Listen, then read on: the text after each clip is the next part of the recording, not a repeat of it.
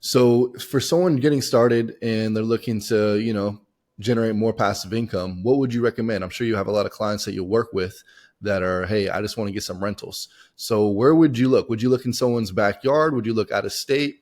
Kind of walk me through that journey, maybe even an example of some of the people that you or your team works with.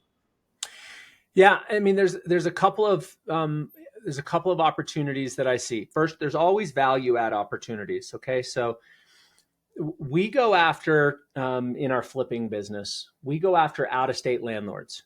So if somebody inherited a home in Utah or bought a home and tried to sell it, it was a bad time, and then they left it as a rental property and they've moved out of state, or somehow they got this property, but they're not really a professional investor. They're an accidental investor. Well, accidental investors that are out of state usually hate their properties.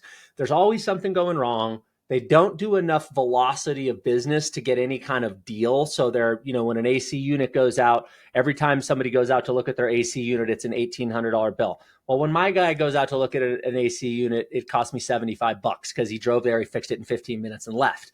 So they have no economy of scale. They don't know what they're doing. They do everything wrong. They don't do the background checks. They don't get the right deposit. Their leases suck. They don't follow what the lease says. Like, they do everything wrong. And as a consequence of that, they hate managing those properties because it's not it's an accidental. They're accidental investors.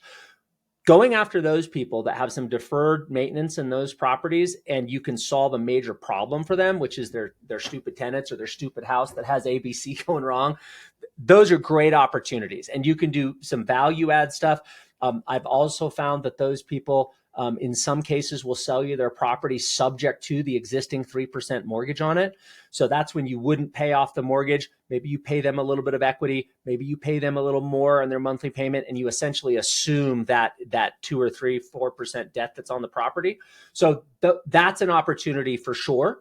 The other things is look across the country, and you want to look for your places that have a low price to rent ratio. And you could just Google it, price to rent ratios. And there's a list of, here's the top and bottom areas of the country for price to rent ratio. So you want a low price to high rent ratio so that you can try to create some cash flow there.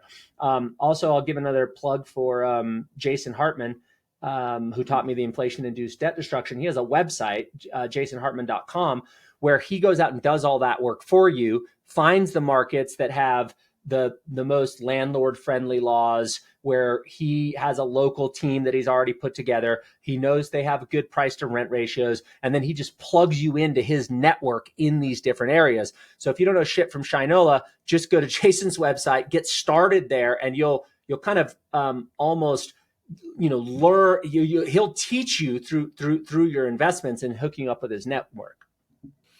I think that's like the biggest. If there's a shortcut, it is getting connected with a network that's already done what you're trying to do, whether that's a mastermind, whether it's a coach. If they have fruit on the tree and they've done what that you want to do, skip all those steps and try to figure it out yourself. It'll save you a lot of time, mistakes, and money. So totally agree with you there. Josh, I want to ask you about segregation real quick, cost segregation. Mm-hmm. What does that look like, and when should you do it? You should do it often and as soon as possible. Now, there's a phase out rule with the cost segregation studies, and being able to take what's called bonus depreciation and pull that depreciation forward. It'll depend what happens with the elections in November. If that gets extended, likely if Trump goes back into office, he will reiterate the tax cuts the tax programs that he put in 2017, 2018. But let me answer your question. So first of all, let's take it real slow.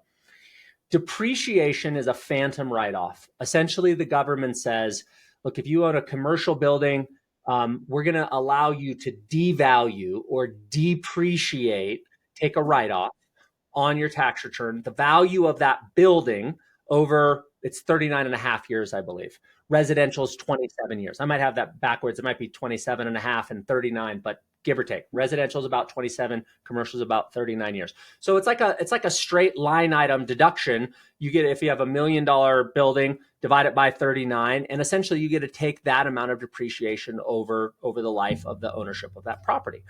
Well, when the Trump tax reform went in, and I forgot what it is, I think it's called the Tax and Jobs Act, Tax Cut Jobs Act, something like that. When that body of legislation was passed, what they said was, well, wait a minute, a building, all pieces of the building, all materials of the building aren't created equal. In other words, the sheetrock and the steel is 39 and a half year property, but the carpet and the elevator and the windows, these things maybe are 10-year property or 5-year property. So basically what a segregation study is they go into your building and they say, okay, here's the value of all the build. If you've ever seen a cost breakdown in like a construction, like it's a spreadsheet with every component that it would take to build that building. And then what its economic lifespan is it 5, 7, 10 year or greater than 15-year property. And anything that was in the segments of 5-year property, 7-year property, 10-year property. So that would be your appliances, your HVAC systems, your elevator shafts, those things that are going to need to be replaced before 39 and a half years. You could pull that depreciation instead of straight lining it over 39 and a half years. You could take the entire deduction in the year that the building went into service, meaning you started renting the business and generating rental income. So, okay, what does that look like? Well, in 2022, we bought a medical office building in St. George, Utah. It was $12.3 million. And the first year tax deduction, because of the segregation study and what they call that bonus depreciation, pulling it forward, resulted in a $4.2 million tax deduction. So what that means is, and you have to qualify for this. There's a designation in the IRS code called a real estate professional. Doesn't mean you're a realtor. It means you're a real estate professional. You're actively involved in management and operating your own rental properties.